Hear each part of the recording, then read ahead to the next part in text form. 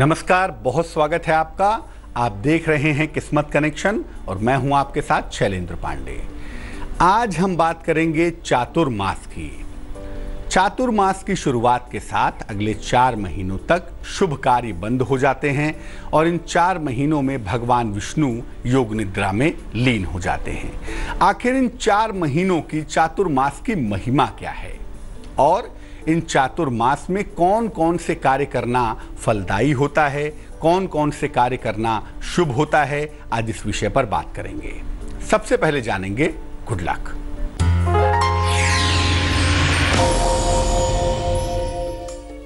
मंगलवार के दिन हवन करने से बचना चाहिए।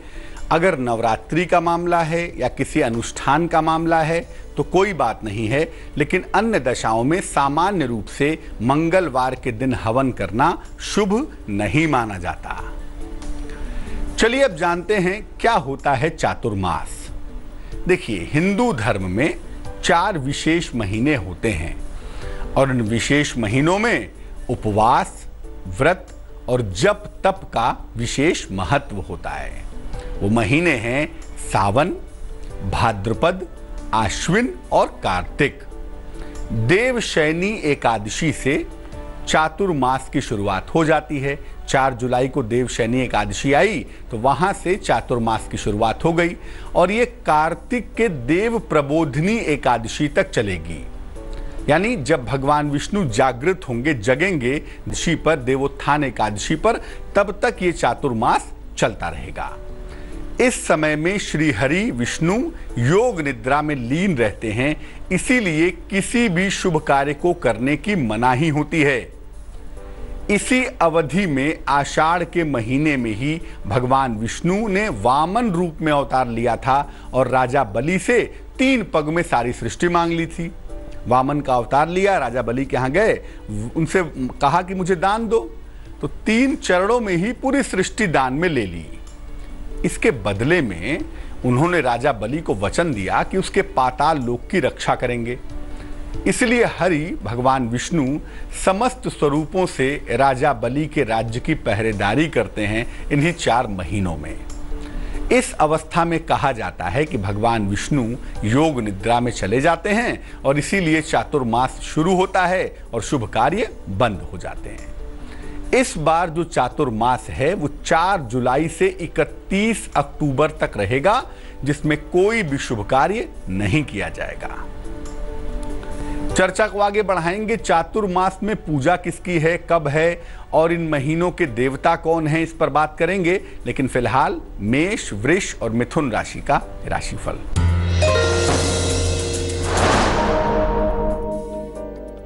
मेष राशि, आकस्मिक रूप से आपको धन मिलेगा, संतान पक्ष से आपको सुख मिलेगा, यात्रा के सुंदर योग भी बने हुए हैं। शुभ रंग गुलाबी होगा और भाग्य होगा 77%।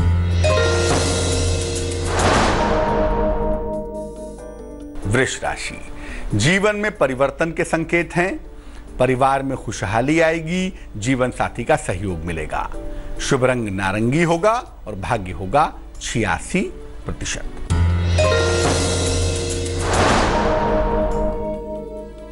मिथुन राशि, प्रेम संबंधों में सफलता मिलेगी, अचानक आर्थिक लाभ होगा, परिवार के संबंधों पर ध्यान दें। शुभ रंग नीला होगा और भाग्य होगा 60%। अब ये जानते हैं कि चातुर्मास में किस किस देवी देवता की उपासना होती है। आषाढ़ के महीने में अंतिम समय में भगवान वामन और गुरु की पूजा की जाती है, गुरु पूर्णिमा के दिन। सावन के महीने में भगवान शिव की उपासना होती है और उनकी कृपा सावन में बहुत सरलता से, बहुत आसानी से मिल जाती है। भाद्रपद के महीने में, भादों के महीने में भगवान कृष्ण का जन्म होता है और बरसात के साथ साथ उनकी कृपा भी बरसती है। आश्विन के महीने में नवरात्रि आती है और इस चातुर्मास में आश्विन वाले हिस्से में देवी और शक्ति की उपासना की जाती है। कार्तिक के महीने में फिर से भगवान विष्णु का जागरण होता है, वो जग जाते हैं और सृष्टि में मंगल कार्य शुरू हो जाते हैं, मंगल कार्य आरंभ हो जाते हैं। ये 4 महीने हिंदू धर्म में सर्वाधिक पवित्र माने जाते हैं। इनमें जप, तप और ध्यान का विशेष महत्व है। इन चातुर्मास का पालन करने से व्यक्ति बिल्कुल नवीन हो जाता है, बिल्कुल नया हो जाता है। कर्क, सिंह और कन्या राशि वालों का वक्त कैसा है, आइए जानते हैं।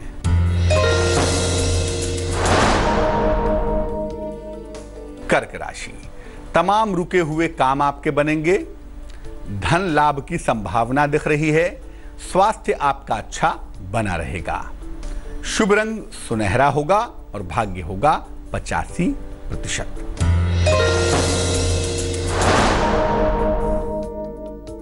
सिंह राशि, नौकरी में परिवर्तन के योग हैं। नया कारोबार शुरू ना करें तो बेहतर होगा। लंबी यात्रा की संभावना बन रही है। शुभ रंग पीला होगा और भाग्य होगा 59%।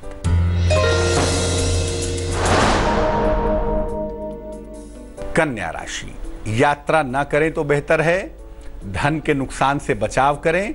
शाम तक सावधानी बनाए रखें। शुभ रंग आसमानी और भाग्य होगा 55%। चातुर्मास में खान पान के नियम क्या हैं, उस पर बात करेंगे, लेकिन फिलहाल आपका सवाल। निरंजना ने हमें मेल लिखा है, कोलकाता से लिखती हैं। जन्म की तारीख है 31 मई 31 मई 1986 1986। जन्म का समय दोपहर के 2:17। जन्म का स्थान कोलकाता।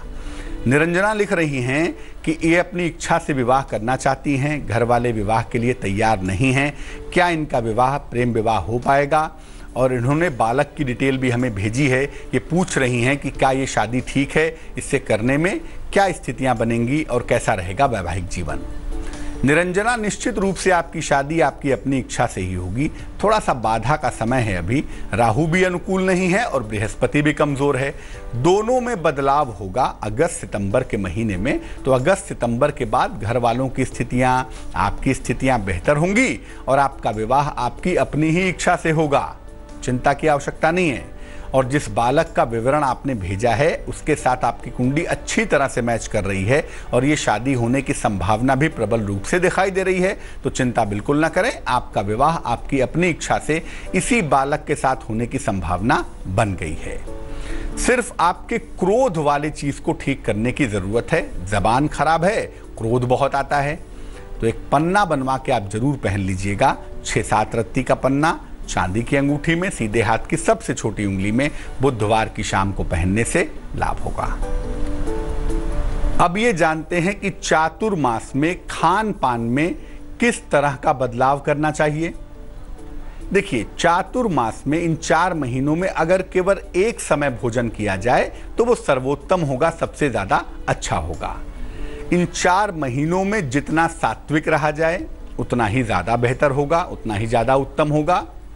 सावन में साग मत खाइए, भाद्रपद में दही मत खाइए, आश्विन में दूध मत पीजिए और कार्तिक में दाल का प्रयोग नहीं करना चाहिए, इनका त्याग करना चाहिए। जल का अधिक से अधिक प्रयोग करें, जल खूब पिएं और जितना संभव हो इन चातुर्मास में अपने मन को ईश्वर में लगाने का प्रयत्न करें। तुला, वृश्चिक और धनु राशि वालों का वक्त कैसा है, आइए जानते हैं।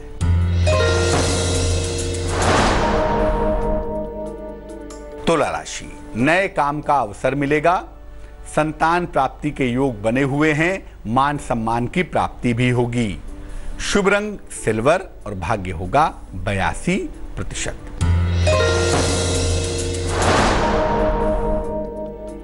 वृश्चिक राशि, क्रोध पर नियंत्रण बनाए रखें। रुका हुआ धन आपको मिलेगा। जीवन साथी का सहयोग भी मिलेगा। शुभ रंग धानी और भाग्य होगा 75%।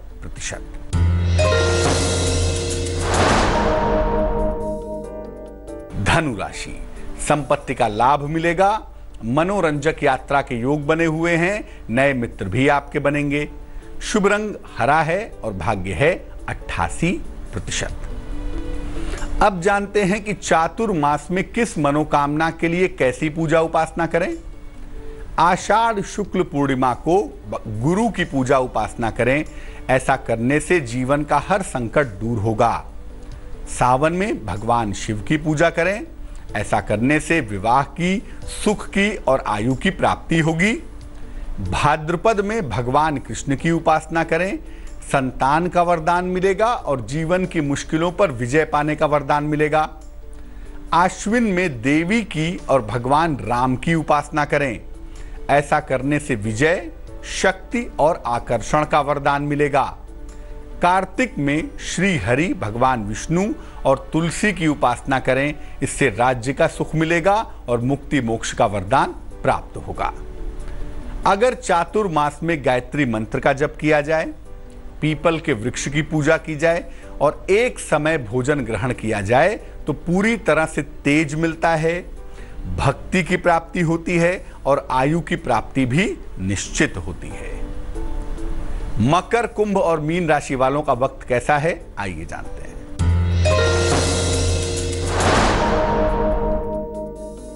मकर राशि, कारोबार में लाभ होगा, सेहत आपकी अच्छी रहेगी, विदेश यात्रा के योग बन पाएंगे। शुभ रंग लाल होगा और भाग्य होगा 76%।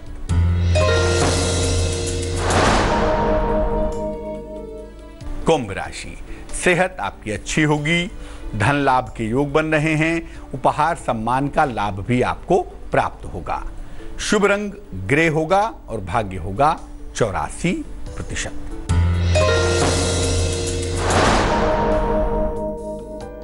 मीन राशि, संपत्ति के तमाम विवाद आपके हल होंगे, आर्थिक फायदा होगा आपको, वाहन सुख की प्राप्ति भी अवश्य होगी। शुभ रंग बैगनी और भाग्य होगा 73%।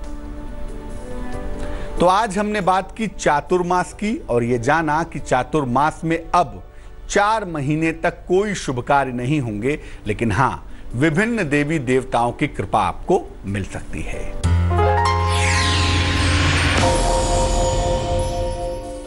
अगर लाख प्रयास करने के बावजूद आपकी त्वचा की बीमारी ठीक नहीं हो रही है, स्किन की प्रॉब्लम परेशान कर रही है, तो सबसे पहला काम ये करें कि रोज सुबह सूर्य की रोशनी में कम से कम 10 मिनट तक बैठें।